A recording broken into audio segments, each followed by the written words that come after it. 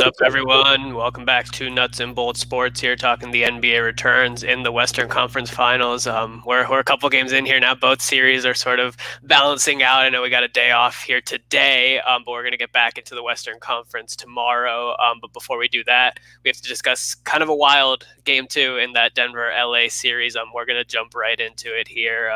Kind of a back-and-forth affair. LA held a pretty strong lead here in the first half of the game, and then Denver pushing back, as they have shown us they like to do here in the playoffs, but obviously being capped off by the crazy Anthony Davis three-point game winner. A bit of a controversial play, I guess I would say, because a lot of people have been going after Plumlee on his sort of defensive effort there in that play. If you know what happened, then you know that he kind of ran straight into LeBron, basically. There was not really even a screen there. He just kind of ran into LeBron, expected Jeremy Grant to switch off of him and go and play defense, and Anthony Davis straight in that big three. I guess I should also say we got a special guest here. Let me start with that. Actually, we got the big boss here, the king. The king came down from his throne to talk with us peasants here. But actually, Joe, let me ask you real quick. What have your thoughts been on the way the bubble and the playoffs and everything have looked before we talk about this game specifically? Because we haven't really gotten your thoughts. I think you came on like as the bubble was beginning, and we haven't really heard your thoughts since. So what have you kind of seen, and what have you liked, what have you not liked about this entire experience? Well, I think what I've liked is the production. I mean, obviously we're not watching the games we're not in the bubble, we're watching it at home. So I think watching it at home has been fantastic. I mean, I was very skeptical of the pumped in sound and how's that going to be. And I think as a viewer at home, the atmosphere seems pretty authentic. And I think the players have gotten into it. I mean, you could tell from the first round to where we're at now, the intensity of play has definitely increased. I'd say something I don't like. I mean, nobody ever likes the refs, but it seems to me like more than ever, the refs are really playing a major role in these games at like the worst times. I mean, like a play they might not call a foul in the first quarter, all of a sudden in the fourth with a minute left, they're calling that call. Just inconsistent. And it seems to be happening more and more as the games become more and more important as we move on from round to round. But the NBA is going to be proud of what they're doing. From the allowing family members to come into the bubble, it's been a pretty good job for sure. Nobody has done it to the level that the NBA has done it, and that's because they did get ahead of this thing and do the whole bubble situation. And you heard it from Greg Popovich when we first got down there. He was saying, like, I feel safer here than I would anywhere else in the world, basically. And that's a pretty incredible testament to the NBA. But let's transition now into this game, and I'll start with you and keep you sort of front and center here as we get started on this topic in particular. What have you thought about this Nuggets-Lakers series? What did you think about last night's big game and Anthony Davis's big shots? Because I know you definitely got some thoughts on this one. Oh, I thought the game was, obviously exciting. Anytime you get a buzzer beater, that's always going to be an exciting thing. I think that the first half of yesterday's game, LeBron James just dominated. Fingerprints were all over the game. And I think he kind of took his foot off the gas a little bit, in my opinion, in the second half. But when you have a great player like Anthony Davis as your Robin, or somebody even say the Batman of the Lakers team, I think you can afford to do that. I think if I had to change anything about game two, it would have been nice to see Anthony Davis as aggressive in the first half as he was in the second half. And I think that the biggest thing I've taken away from this series so far is it's really been eye-opening for me as a person on the East Coast, as I watched a lot of Lakers games. Rajon Rondo is super, super important to this team. I mean, his fingerprints are all over every game. It's just a different squad when Rondo's in the team. I mean, you can see KCP seems more comfortable in his role, hitting shots of Rondo on the floor, even Alex Caruso. It seems like everybody's calm and steady when Rondo's on the floor. Yeah, what about you, Henry? What have you kind of thought? I'm gonna save Jordan for last. I know he is. I mean, there was a lot of things to see. I mean, I think we all saw PJ Dozier taking some of Michael Porter Jr.'s minutes right there down the stretch, and you saw MPJ being frustrated at the down the line. I think in clutch time is the best to put Michael Porter Jr. in, but Mike Malone obviously he thought he was making the right decision, even though MPJ lacks on the defensive side. I feel like that kind of killed the PJ Dozier and LeBron matchup, even though LeBron messed up a few times here and there. But I mean, like, honestly, the only thing to talk about is how I think Mason Plumlee messed up. I think he messed up big time, because the way you saw him, it was LeBron didn't even set a screen. Mason Plumlee, it looked like the battery of his remote just died, and he just stopped. And the way, I guess there was miscommunication, because he thought that Jeremy Grant was going to go and cover AD, but that miscommunication proved to be super fatal. But that was a good shot from Anthony Davis. He was wide open. There was no excuse to not make that shot. He made that same shot in that same spot earlier in the game as well. So LeBron, with 25 points and AD with 31 points. Obviously, that duo's been hot throughout the bubble, but Jamal Murray was finally playing like Jamal Murray against the Lakers. He was making some tough shots, and Nikola Jokic was playing like the Joker. We all saw when he bodied Anthony Davis down low, and he just got an easy hook shot. Those are the type of plays that he needs to do more often, because sometimes it's like a little wary how that Anthony Davis and Nikola Jokic matchup is going to be, because it's athleticism versus savviness. So we saw athleticism take over, preciseness and everything. Enough of me. I want to hear what Jordan has to say. This has been the hype buildup all day. I guess I just want to start with, I don't know if anybody remembers, probably around this time last year, maybe a little bit earlier, when they traded for Anthony Davis. They gave away the farm with all those picks and all those guys. And I remember everybody on Twitter that was the debate. It was like, did they give it too much? Did they mortgage their future? Did they whatever? Guess what? That's why you trade for a guy like this for a moment just like that. That to me, all year validated the trade, but especially last night, that was just the icing on the cake. I actually have a little something. I've been bringing a lot of props to the show before I get into the analysis. Show all the reactions here. I did. Can I get your autograph, Raj? Anthony Raj Davis? I'm just going to take myself out of the stream real quick. Can I get your autograph? Okay. Just wanted to bring that to the attention. We'll get Raj's apology coming up next, but no, overall, it was, it's good to get out. You always you'd rather be 2-0 than 1-1. I knew LA built that early lead, but they were playing really sloppy. Both teams were, but especially the Lakers. There's a lot of dumb turnovers, a lot of mistakes on that end. And give credit to the Nuggets. They came out. They didn't roll over like they did in game one. Jokic and Murray played a really good game. Jokic was really phenomenal down the stretch, hitting kind of bucket after bucket there, making all the plays. But the Lakers found a way to win, and at the end of the day, that's what you're paying these guys for, and that's what you want to see out of your guys in the bubble. Moving forward, you can't. It's kind of the same thing after game one, because we really didn't get to talk about that yet. Was just, you can't count out this Nuggets team. They've obviously been so good at coming from behind in every series they've played. So even down 2-0, I'm not sitting here riding high off of it. But Lakers have a lot of things they have to fix. They got to work on the turnovers. Their defense was a little bit sloppy. We didn't get quite the production. Rondo was passing, but we didn't quite get the scoring and stuff from the bench maybe that we would have liked. And you got to expect Denver to be better. So, game 3 is going to be pivotal tomorrow. You want to go up 3-0. That's definitely, a lot better than giving the Nuggets some confidence. But as for that last play, it kind of stunk. It was tough. You can say what you want about Plumlee kind of making the mistake there. And it seemed like he definitely did. There wasn't quite the communication maybe that there needed to be. It's also tough, too, when you're sitting on the bench and all of a sudden, Mike Malone says, hey, why don't you hop in the game and try to defend, whatever angle the Lakers are going to run. So I thought that was kind of a little bit of an unfair position for him to be in. And credit to Jokic for guarding Rondo, making the pass difficult, and then, sprinting out to AD, really almost blocked it. It was a really good effort from him. And as Mark Jackson says it all the time, it's good D, but better O. That's what it comes down to. It's a make or miss league. AD made the shot, and Lakers are up 2-0. Had he missed, we'd be looking at a completely different series. But Lakers they're happy to walk away with that one for sure. The reason I'm not going to apologize to AD is because you quoted Mark Jackson, so I don't think you deserve an apology for AD. Let me just start by saying, people have been giving me a hard time because I predicted Denver in 7 in this one. Let's not forget that Denver lost the first game to the Clippers by 23 points and that they've come down from 3-1 twice in these playoffs. That being said, I am certainly more favorable towards the Lakers, winning this series now after taking the first 2. It's not easy to come back after going down 2-0. And that game 3 is going to obviously be very pivotal. The other thing I don't quite get is why people are coming into my DMs and being like, how you feel about the Nuggets? How you feel about the Nuggets? People forget that I'm a huge LeBron James fan, and the second best thing for the Nuggets winning is for LeBron James to go get another ring and make a case for his GOAT argument. So I have no problem with the Lakers winning this series. But to just stick to the basketball itself. Yeah, Nuggets did not play well in that game 1. There was a lot of mistakes. I can certainly look at the reffing as being one cause. Jokic, Murray, and Millsap all getting 3 fouls in the first half and having to sit majority of the second quarter, and then Jokic getting more foul trouble early on in the third quarter.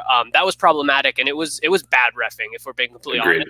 That being said, the Lakers did just simply outplay them in that game one. If it was bad reffing and it was like a 5 to 10 point game, there would have been more of an argument. But when it's a 20-point game, you need to step up your game, and that the Nuggets did not do that in game one. In game two, they did step up their game. The first half, they looked bad. The first half, they looked like they were sort of in that slump that they were in game one. And then the second half, which they've done like time and time again in these playoffs, they pushed back. And it did come down to that last basket where Anthony Davis hit the big shot. And it does. Here's what I'll say about Plumlee. A lot of people have given like a hard time to him on Twitter and whatnot. Like, if Plumlee was not on this team, they wouldn't be here right now, because he was the spark defensively that they needed against the Jazz in game 5, I believe it was, in that first round. He stepped in, contained Gobert, contained Mitchell at the basket. He was huge for them. And he just so happened to have a brain fart here in this game where it just baffles me that like he just ran straight into LeBron, and knowing Denver's defensive schemes, they were likely supposed to switch that. And it probably was a miscommunication there on Plumlee to Grant's part. That being said, there was so much space between where Davis and LeBron were. And that's the whole point of LeBron not setting a screen, is it's not a sort of tight gap that you have to squeeze through and go over. He could have easily slipped over LeBron and kept with his man, but he just expected the switch to happen and there was no screen. And that is certainly a brain fart on Plumlee's part. If the switch was supposed to happen, Grant should have recognized it, a half second earlier, and he would have been there. Also, props to Jokic. Yeah, like you said, Jordan, that he got there sort of in time, quote unquote. But it still wasn't enough to when you have that much time to set up your shot. It doesn't matter if the hand is there as you're releasing, because you've had enough time to set it up, and at that skill level, you're going to knock it down. I've said it plenty of times on this entire thing that like I don't think that Anthony Davis is a superstar. I don't think him hitting a buzzer beater yesterday makes him a superstar by any means. That all said, I also said to you, Jordan, specifically. No, you're talking to yourself right now. I'm talking to you. You're talking to Raj Davis. I'm looking right through that printer piece of paper and saying, like, I said that Anthony Davis has not proven to me that he is a superstar, but I want him to prove to me that he is a superstar. I want him to succeed. I in no way want him to fail just because I don't think he's quite at the level a lot of other people do. I want him to succeed, and I'm happy to see him make a big shot like that. Does that make him a superstar in my eyes? No. Does that also, the other thing that's sort of sticking out to me from yesterday's game is when LeBron is the core of that offense and he drops a 20-point first half, the Lakers are up by double digits. When Anthony Davis becomes the quote-unquote core of that offensive scheme, they lose a significant lead and have to go down to the buzzer for him to hit a shot. I know the plus-minus numbers say different, but it still wasn't quite the stellar performance that I was expecting out of AD. And Joe, you hinted to that sort of at the top, that AD has to be locked in 100% through the entire game. And I didn't see enough of that from him. He did hit a big shot, and congratulations to him. I'm just not entirely sold on this Lakers team having as much of a grip on this thing. Game 1, yeah, they looked good. Game 2, you can't say the series is over when game 2 was a buzzer-beating 2-point game, buzzer-beater shot. This series is far from over, even though the Lakers look like they're up 2-0. Who's got some thoughts on that?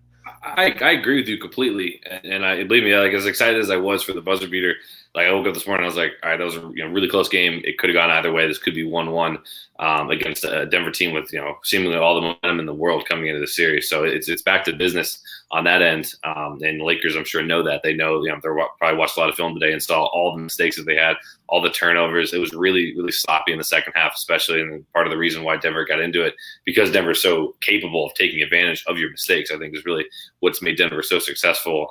Even putting in PJ Dozier for a little bit kind of helped spark them. On the other hand of that, it kind of was a double-edged sword, right? Dozier came in the game, got a charge on LeBron, played some decent defense, missed 4 free throws. And I'm not saying that if Michael Porter Jr. is in the game, I know he had foul trouble. I'm not saying that he would have made the plays on defense. He might have made the free throws. It would have been a trade-off, I think, either way. And Mike Malone went with his gut, and it just didn't work out. But Denver definitely was really close to stealing this game. And I thought they were right there. Jokic scores, he abuses Anthony Davis really, and goes right to the rack for a bucket. Jamal Murray with a fantastic block. He comes inches away from saving it back to Millsap, and next that the game would have literally been over at that point. I thought it was for a second. So LA's got a lot to work on. As to the point with like LeBron, he had obviously a tremendous first quarter and first half. He's done that a couple times this year, I think, when he sensed that LA's needed it to start. The only thing I just want to see from him moving forward, I think we got a B+ game from him last night. I don't think we got quite the full A LeBron James version, because he was 1 of 6 in the fourth. I think he struggled a little bit, whether it was a good defensive scheme, fatigue, just an off, kind of quarter, whatever you want to call it. I don't think they're going to be able to get away with that again, because you don't want to rely on buzzer beaters, right? You don't want to rely on last second plays. I want the game to be in hand, with under a couple minutes to go. So LA's got some mistakes they have to fix. Got to take better care of the ball, and Denver, I mean, they thrive in this. This is what we've seen all playoffs. So I expect nothing but their best, and Murray and Jokic to come out.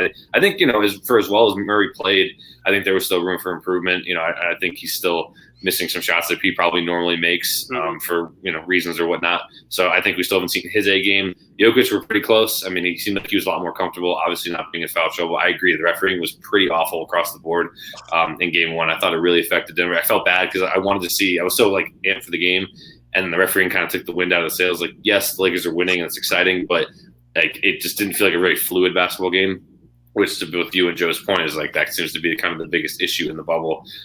So we'll see what happens. I expect Denver to come out firing in Game 3, and this is going to be a dogfight. Yeah, Joe, you're one of those people that differs from me in thinking that this series is maybe not locked entirely, but you think it is getting close to done in Denver. If they don't come out pounding in the beginning of that Game 3, it's basically locked away. Joe's trying to jinx me over here. He's going to the final. I'm like, stop. You gotta come out guns blazing. You can only do this whole down by 15 comeback every time thing so often. I mean, granted, to come back from 3-1 deficit twice in the playoffs, unheard of. But also to be down by double digits over and over again and always come back. I mean, we're going to talk about it later on in the show, but look at Miami. I'm sure a lot of Heat fans thought, oh, man, it's right where we want to be. We're down by 12. We're down by 15. We're going to come back and win the game. And it didn't happen. So I think if you're the Nuggets, you have to come out strong. I mean, the way that LeBron James played in the first half is the way the Denver Nuggets as a team need to play. And I just feel overall the better team, in my opinion, is the Lakers. Do I think they're going to sweep the Nuggets? I don't. I give Denver more credit than that. Denver can win 1, 2, maybe even 3 games. But I think when it's all said and done, the Lakers are gonna win this series. I mean, I have to ask Raj, if you don't think Anthony Davis is a superstar in the NBA, then what is he to you? Just a B-level player? Because, I mean, this guy – this is great. I've never had this much support before. He beat on Anthony Davis for a lot of the season.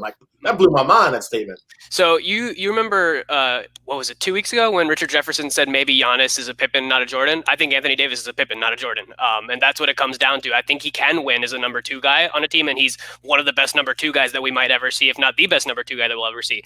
But we saw it in New Orleans time and time again when he had a good number 2 guy in Drew Holiday, he could not win games. And even here with the Lakers, he's not proven that he has that consistency both on the offensive and the defensive end. He has the talent to do it, but he doesn't have the mindset to do it, and he just doesn't win when it's all on his shoulders. He doesn't win. Again, buzzer beater aside, when the game pressure was put on him yesterday in the second half, he was putting up his points, but his team was losing their lead, and that doesn't do me any good. And that's what worries me about him. And you take into account the injuries and whatnot, that's certainly affected his career and his success level. He's missed a lot of games. He's missed a lot of time. That's a lot of development period that he hasn't quite had. That being said, if you're going to tout yourself as one of the best players in the league, which I think he does, especially by the way he treated that New Orleans situation where he didn't play in the second half of last season because he wanted to get traded, you have to live up to it. You have to live up to expectations. You have to win games, and he just hasn't shown that to me yet. That's just kind of where I stand on it. Henry, do you have anything to add here? Or Joe, do you have anything in response to that? Yeah, actually, I kind of want to back, Joe and Jordan on this. This is coming from a Laker hater, but I do think that Anthony Davis is a bona fide superstar. Think about it like this. He was the number 1 pick. He lived up to the expectations of an individual number 1 pick. Yeah, he didn't have much success in New Orleans. DeMarcus Cousins on the Kings. Did you not consider him a superstar because his presence didn't necessarily translate to wins? But I think the whole league looked at him like, this could probably be the best big man in the league. But when we shifted back to Anthony Davis, essentially the reason why the Lakers won was because of him. How much confidence does it take for a player to make a shot like that? They can be as wide open as possible, but if you don't have the skill set, the talent, and the confidence to back all that up when the moment is at its highest, that's something that Anthony Davis did do. Now think about it like this. Which one of LeBron's last teammates in his whole career was also an MVP candidate alongside him, besides Kyrie Irving in the NBA Finals in 2016? Name me one player that was also in the MVP talks playing alongside LeBron James. Anthony Davis was in MVP talks, but does anybody here actually think he was deserving of MVP this season? Anybody? No, I won't go that far. No, that's different. But I don't know if I go that far. I wouldn't go that far. You gotta give him a couple plays. Yeah, I wouldn't go that far. Third place. Mm-hmm, but in terms of was Kyrie in the regular season ever considered to be an No. MVP? Chris Bosh, Dwayne Wade, Kevin Love, none of them. I think Wade in 11. Wade in 11. I think Anthony Davis is the second best player that LeBron's played with. I think Wade is still the best player that LeBron's played with in his career. But Dwayne Wade's career regressed when LeBron got there. His numbers declined. His productivity declined. What happened to Anthony Davis? He just got better. Did he get better? Did he get better, or did he just join a better team? Because his numbers are still consistent. I think his numbers haven't really improved or jumped off the paper in any way. Like, yeah, you're playing better also because you're playing off of LeBron James, and that makes a whole entire difference on that team. I'm going to stand by that point that playing alongside LeBron James is playing in an entirely different world. LeBron James made J.R. Smith a star. Like, come on. Like, LeBron James made Timofey Mozgov into a defensive presence. Like that's you just don't do that. You don't see those players succeed on any other teams the way they do when they're standing next to LeBron. Again, I'm not saying that Anthony Davis is a bad player by any means. Saying that he's a Pippen, I don't think that's okay, maybe it is a bit of a slight on him, but I don't think it's saying that he's a bad player in any way, shape, or form. I still, again, buzzer beater, like, he's going to hit the buzzer beater. That is what it is. He's going to hit the buzzer beater, but I don't think that he, if he were the star on that team, would it have gotten to that point? No. If he was the number one guy on that team, would it have gotten to that point? No, they would have probably been down 10 points against Jokic, because Jokic was tearing him apart in that fourth quarter. He had like 12 points on him in that fourth quarter, and Jokic took over. Anthony Davis played well in that fourth quarter, but he didn't even live up to Jokic in that fourth quarter. And that's something, right? That's got to count for something. He had 7 points until he hit that buzzer beater. Then he had 10 points in the fourth quarter. Well, just real quick, I really want to move on. Don't you think that a potential, a lot of this is all new for Anthony Davis? I mean, Sure. Talk about playing for New Orleans. Who the hell are the New Orleans Pelicans? Sure. I mean, you get to the first round. We're happy to be here. We'll get swept. I'll get my playoff bonus. Call it a day. Now you're in Los. I mean, yes, he wanted this. Don't get me wrong. But you're in Los Angeles, bright lights. You're playing for the biggest athlete in the world, and all the eyes are on you. This is all new for this guy. I mean, this is all. That's very true. That's very true. First round, having people write entire columns for a whole season about you, it's all new. So, I mean, it's all part of his development. I see it as the buzzer beater. I can't recall another buzzer beater he's ever hit, even in college. It's all new experience for him. Whereas for LeBron, even your J.R. Smith, this is old hat for these guys. Whereas for Anthony Davis, this is the first time experienced playoff success with such a big microscope on him as well. No, I was just going to say that's an incredible point, Joe, and I'm hoping that this is sort of that stepping stone that does make him become that superstar that we everybody else sees him as, and I don't see him as. Because again, like, I want him to hit that level. I really do want him to succeed at that level. He just hasn't proven to me personally that he is at that level. But I'll give Jordan the sort of closing thoughts here on this discussion. Yeah, I mean, I'm just piggybacking. I thought that was a good point. Like, and you see it a lot in sports, right? You see like the big national cities, Los Angeles, New York, Boston, even Miami to an extent. Like, these places where people go, they always say, hey, I want to play for this team, and then they get there. You see with the Yankees all the time, right? Guys come in and they either boom or bust. They're either good or they stink and they get booed. Same thing with Philly, etc. So to give Anthony Davis credit, like, he came in, to the bright lights on the biggest of stages, especially with LeBron being there. I don't think the spotlight could have been any bigger. It's definitely the biggest it's been this decade, really, for the Lakers. And to his credit, you look at the numbers across the board, they didn't really drop off. He excelled.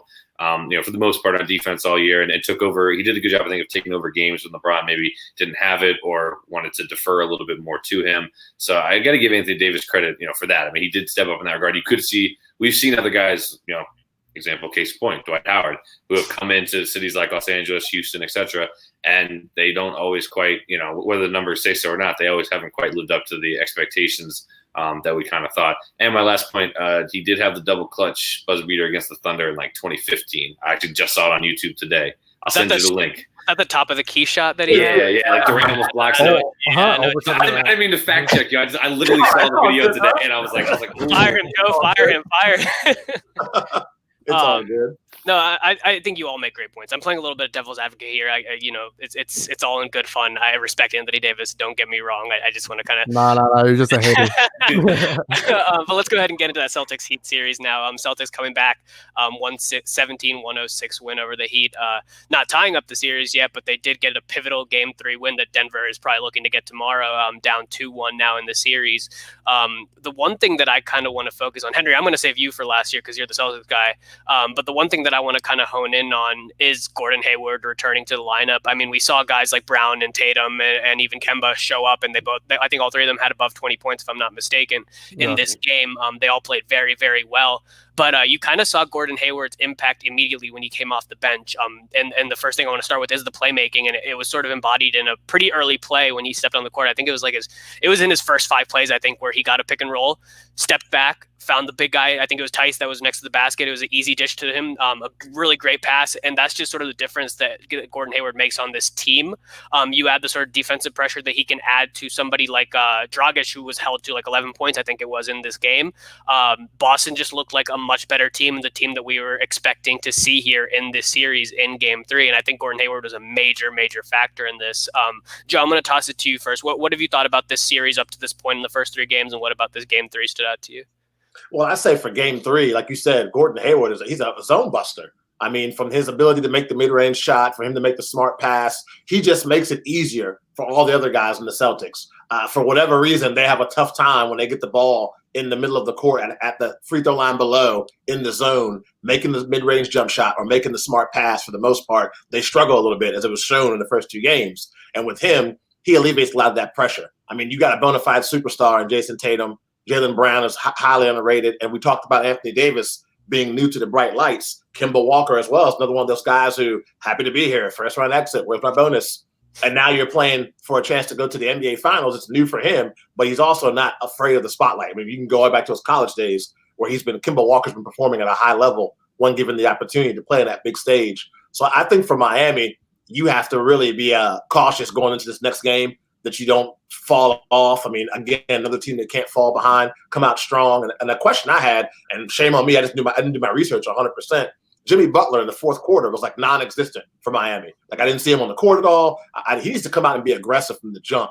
That's usually not his style. He lets the game come to him. But I think this is one of those games where Jimmy Butler needs to come out firing, kind of like LeBron James did, to kind of lead his team and show the team what you're looking for as far as effort goes. You can't lay back and wait for the game to come to you. Yeah, what you got, Jordan? Yeah, I mean, obviously a good win by Boston. You knew they weren't going to die, just roll over and die. They're too good of a team for that, and they kind of got everything clicking. And I think it does, go back to Gordon Hayward. He didn't, statistically look at the box score, and it's like 2 of 7, only a couple points, couple rebounds, couple of assists, but you can't measure that. What his impact was. Like Joe said, kind of a zone buster, able to just make his teammates better, give them that spark off the bench that we talked about so much. We talked about it all postseason with Boston, right? Their bench has been really struggling. It's kind of picking between Wanamaker and the Williams, centers there, who's going to be stepping up. And Hayward, is so good at that, right? He's such a good team player. So a good spark for them. Definitely brings them back in this series. They got kind of punched in the mouth with 2 tough, close losses in the first 2 games, and they responded. So kudos to them. They got, the key was they also got big games. Tatum had a nice game, 25, 14, and 8. We forget the kid's like 22 years old. Like that's insane for him to put up. Jaylen Brown bounced back, had a good game. Kemba was good. The big key too, Marcus Smart. He's such a streaky shooter, and so if you're Boston, you'd almost rather err on the side of caution if your top 3 guys are going and not have Smart go off. And he only took 2 3-pointers, made all 10 of his free throws, and did his usual dirty work on the defense. So that was huge for them. I will say I still think Miami has a decent grasp on the series and is still going to win it because they just had a total off night. And give credit to Boston for making life tough for them. But Dragic was 2 of 10, first time we've seen him struggle, and I can't tell you how long. Crowder was 2 of 10 from 3. Jimmy, like you said, he was 3 of 4 from the floor in the fourth. But it was like 3 shots around the basket, and he's their quote unquote best player, so he should be taking more than that. They were 12 of 44 from 3. It was just an off night for the Heat altogether, and I guess they were due, right? They've been so hot in these playoffs. They've had such momentum through all their series. So I think that obviously Game 4 is going to be really pivotal. That's Wednesday, right? I think we're looking at the Nuggets. Yeah. So it's interesting too. You've had this layoff. Does Gordon Hayward, is he going to feel a little bit better? He said his ankle was pretty sore after the game, but he's had all this time to rest. But more importantly, both coaches have had time to go to their film study, and we know how smart, we've raved about how good they are at their adjustments. So I'm really interested to see what tomorrow looks like, or what Wednesday looks like for Game 4. And I'm sure Henry's going to give us a lot of insight here into what Boston has to do to win it. Yeah, what you got, Henry? First of all, I want to thank Gordon Hayward because you know how serious this is to him. It was reported that he's going to miss the birth of his new child. And so he's just completely missing that, right? But this is that's how much this means to him, how much the team means to him. I'm not saying he's picking the team over his family, but they know they need him more now than ever. But also something that I do want to point out is that I truly do believe I'm that guy that I'm like, everything happens for a reason. If it wasn't for Gordon Hayward missing this amount of time, I don't think Marcus Smart would have gotten that chance to develop himself offensively in such a short amount of time. Think about it like this: Gordon Hayward, on a minutes restriction, he still played 30 minutes in the game. Regardless of that, Marcus Smart was still in the game for 36 minutes, and he scored 20 points. That's something that we don't usually see, when they're sharing so many minutes between each other. But that's something that, all this time off with Gordon Hayward was able to help develop Marcus Smart. Now, I think that's going to help the team overall in the series, because not only is Gordon Hayward going to come off the bench, creating that spark, because yes, the Boston's bench kind of lackluster. Our best bench player, I would say, is probably Wanamaker. Grant Williams is very inconsistent. Robert Williams and his Cantor gets tired within 5 minutes of him playing. There's just so many discrepancies that Gordon Hayward is able to fill those holes. Now, just even his presence, even though he only had 6 points, he did have 4 assists, and those 4 assists are huge. It really shows okay, now Boston's playmaking is expanding, because before Gordon Hayward got there, I think we will see Kemba get trapped at midcourt so easily by Crowder or Tyler Hero. They were just trapping him, trying to find Jason Tatum, Jaylen Brown. And the perimeter became difficult because of Miami's defense. But that's where Gordon Hayward really comes in. And for someone to, I'm saying that, hey, thank you, Gordon Hayward. You realize how much this series means, that you'll have another kid. You'll probably see that one be born some other time. But kudos to the Celtics. They bounced back. Do I think that Miami has full grasp of the series still? I don't think so, because I think this game showed now that they have their one last piece missing, that now it can go really either way. And you know what? It's a little concerning hearing that his ankle was sore afterwards. Is there going to be a game later on where he's not going to play? That's the show. But that sounded really biased, but yeah, I have full faith in the Celtics, obviously, but I'm not counting out the Heat, because I think the player that I fear the most on the Heat are Duncan Robinson and Tyler Hero. When they get going, they get going, and I really do believe the Heat are such an unbeatable team when both of them are going off on the perimeter, and Jimmy Butler is struggling. They have so much firepower from 2 guys that. One's a rookie, one's a second-year player finally getting his minutes. They're coming up big, just like the Anthony Davis conversation. This is Anthony Davis' first time going deep in the playoffs. This is Tyler Hero's and Duncan Robinson's first exposure in the playoffs. For these players to come up big right now, it just shows to what type of players they really are. So Miami, still a scary team. Gordon Hayward, even scarier. I'm not worried. The thing about what, we've kind of discussed this quite a bit, in the past few episodes, is a lot of this series is going to come down to the coaching matchup above the player matchup, and how these two coaches are going to outsmart each other. And Brad Stevens really threw Miami out of their flow pretty early on in targeting Duncan Robinson on the defensive end, and it kind of showed in the way that Miami played, because they looked a little bit out of their system, and because Duncan Robinson had 5 fouls in the game, held to 13 points, I believe it was. And I think what that does, and Tyler Hero came in there and played big minutes and played well in those minutes because he had 22 points, but it was a smart decision by Brad Stevens, because it makes Tyler Hero play with lineups that he's not as comfortable playing with, and it does throw off the flow of Miami's offense, and that is sort of a key of this entire situation, because Miami still went for 106 points on the game as opposed to Boston's 117, but if you have people that are not used to playing with each other, and Duncan Robinson is sort of in his head because he's getting all these fouls and he's being targeted on the defensive end, it does affect the way that Miami is going to play. And I think it sort of showed, especially in that first quarter. Duncan Robinson looked like he had no idea what he was doing out there. He looked completely lost, was missing shots, was shooting shots that were not in the flow of the offense, which we very rarely see from him. And luckily, Tyler Hero was able to step up and sub in for those minutes for him, and playing 36 minutes and play well in those minutes. But I can't help but give Brad Stevens credit for that decision, because I think that it did certainly throw Miami off their game early on. Does anybody have any follow-up thoughts to that? Anybody? I think if you're Eric Spoelstra, you got to figure out a way to help Duncan Robinson help himself. I mean, he's not going to become an elite defender all of a sudden overnight. You're right. He was exposed big time, picking up those quick fouls, which got him out of his rhythm. And like you just said, Raj, I'm sure those fouls were in his head. Like, oh my gosh, I got 2 fouls. They're going to take me out. They're going to leave me in. And you're thinking about all that as you're releasing the shot that you've been hitting with no problem for the entire series. So I think if you're Eric Spoelstra, I mean, I hate to say it, maybe you just hit him with the James Harden. Hey, man, worry about the offense. Don't worry about the defense. Just to save those fouls because we need you. We need your offensive firepower because every time he made those fouls was because he was trying to play tough D. But, I mean, he's not the biggest guy. He's not the strongest person at all on the court. And so when you're going up against Jason Tatum, who's a bona fide superstar, I almost feel like you got to just give it up, man. I mean, you're the weakest link on defense for the Miami Heat for sure. You and Tyler Hero, because of your size and experience, et cetera, et cetera. You got to play smart basketball, man. Pick your spots here and there. You're more valuable on the offensive side of the ball than you are on the defensive side of the ball. So it's up to Erik Spoelstra to figure out how to make that not be an issue for them. Because you're right, they're all out of rhythm. Yeah, Henry, it looked like you're about to say something. I was gonna say Gordon Hayward's a GOAT. We have nothing to worry about. But the other thing, like, in sort of what you're saying, Joe, and the sort of, offensive response that Miami has to make and whatever adjustments Spoelstra has to make, his guys also have to step up. And in a series and in a playoff sort of stretch where Dragic has been maybe their best player alongside Jimmy Butler, he also didn't show up in that game. And I think a lot of that is due to Boston's defensive pressure because they did a good job defending him in this game as opposed to in the previous games.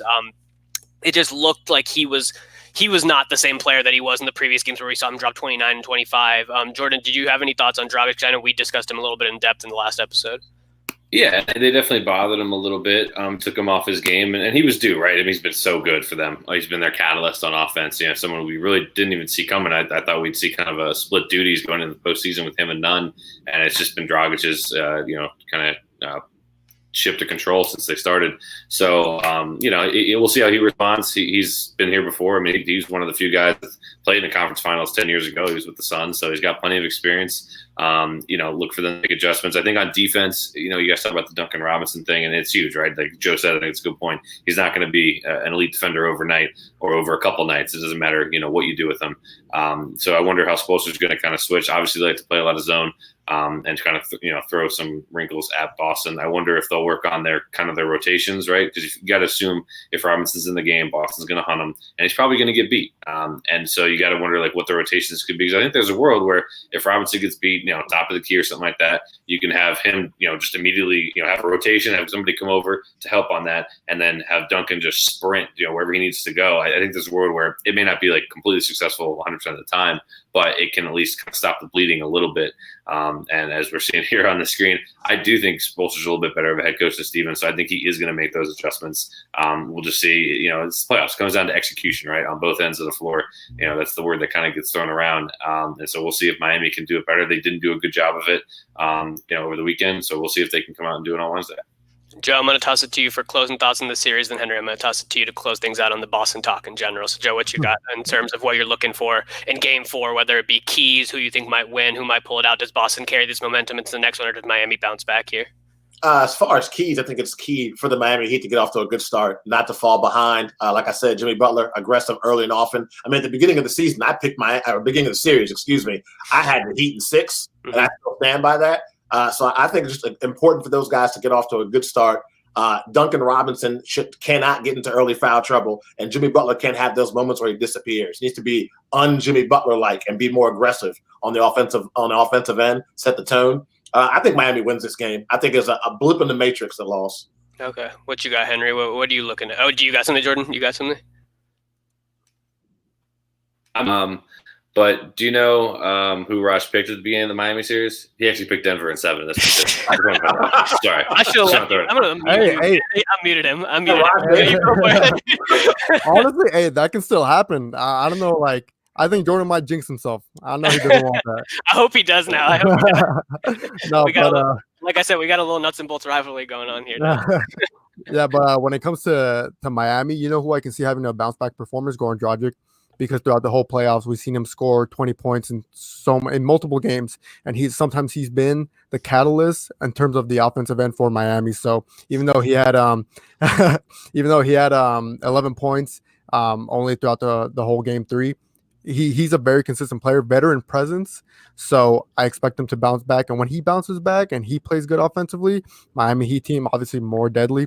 But I expect Brad Stevens to continue making these adjustments because we saw what happened in game 3, especially with Gordon Hayward back in the lineup now. There's so many more things he can do against Erik Spoelstra. So I don't necessarily think Erik Spoelstra is the better coach per se, but I think he was the most prepared coach up to this point. But now that we got Gordon Hayward back, could be a whole different ball game, you know.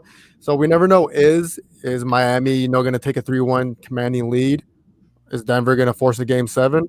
There's just so many things, you know, here that we're talking about. Obviously, with the craziness of these bubbles too. Like I said before, and other times, we could probably be wrong.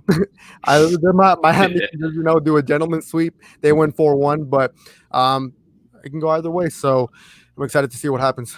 All right, Jordan, I'm going to ask you if you have some closing thoughts, but I want you to be respectful in your answer, all right? I don't want to get muted again. I got that mute trigger ready. I'm sure you do. I'm sure you do. No, I mean, I think, you know, we talked about it a lot today. A lot of, you know, we're getting down to the nitty gritty. Execution is the word that I just keep thinking of, because that's what it comes down to when you get to the conference finals and eventually the finals for whoever makes it. You know, so tomorrow's going to be a huge game for Denver. You know, not that we're going to make the joke if they fall behind 3-1, and I'm going to be terrified. But at the same time, you don't want to keep pushing your luck if you're Denver. So I expect them to come out, throw some different wrinkles, maybe try to get LeBron off his game early, and like you talked about, put the pressure on Anthony Davis to be that scorer and be that consistent two-way player for them all game. As for the Heat Celtics, you know, it's going to be interesting to see again who makes the better adjustments. Who comes out playing better? You know, can Hayward be that spark off the bench again? I'd like to think so with a couple of days off, but we'll see what Miami has to kind of counter that, because you know they're not just gonna let him kind of run all over. So it's going to be a really fun couple of days of basketball, and you know, I think some of the most important days is for these series, because you know 3-1 is just not a hole that most teams want to be in. So we'll see what happens. Yeah, I'll close out just by saying that I think that the key for Boston is actually these extra couple days off, because it will give Gordon Hayward, Henry, you mentioned it, the sort of soreness that he talked about after the last game. It will give him some time to rest his leg, and will come back in the next game and hopefully find a better flow even in the offense. Yeah, he did play 30 minutes, but he only had like 6 points, but his impact was felt. So if he can go out there, drop a few more points, get into double digits, and make a bigger impact on the offensive end in terms of playmaking, I think that makes all the difference for Boston in the series, because we've seen it. We've seen it in both those games that they lost. They were tight losses, and they were just this close. They were this close, and they just didn't have the playmaking off the bench to make the difference to get them over the hump. I think Gordon Hayward is that push that gets them over the hump, and I think that Boston does come back. I still think the series is going to go to 7. I think that's what I actually predicted at the beginning of this thing, Boston 7. Miami's going to go down fighting, no doubt about it. But I think that Gordon Hayward coming back is huge for this Boston team, and I think it's enough to lift them over. But that'll bring us to a close for this episode. Thanks to everybody for joining us. Joe, I'm going to give it to you here for the last words. Let everybody know what's going on in Nuts and Bolts Sports. Let them know what shows we've got going on, where they can find us on social media, all that good stuff. Well, first and foremost, hit that subscribe button while you're watching. You can find us all social media platforms at Nuts and Bolts SP. As far as YouTube content, man, we're coming at you with so much. Of course, we have the NBA show, Nuts and Bolts Association. We're going to have No Huddle Necessary, which is kind of an around the horn style NFL show every Wednesday at 9 o'clock. We have Moving the Chains of Ashmere, and then we also have twice a week the Full Monty Show, which is a comedy and sports show. So it's nonstop content, and we haven't even begun to talk about the articles on the website, which is nutsandboltsports.com. There's probably 2 articles published while we were on the air, I'm sure. It's nonstop content, man. It's been awesome. I appreciate you joining us here, Joe. I appreciate you giving us this platform, and thank you for coming from your throne room and coming down and joining us here. We'll be back here on Wednesday.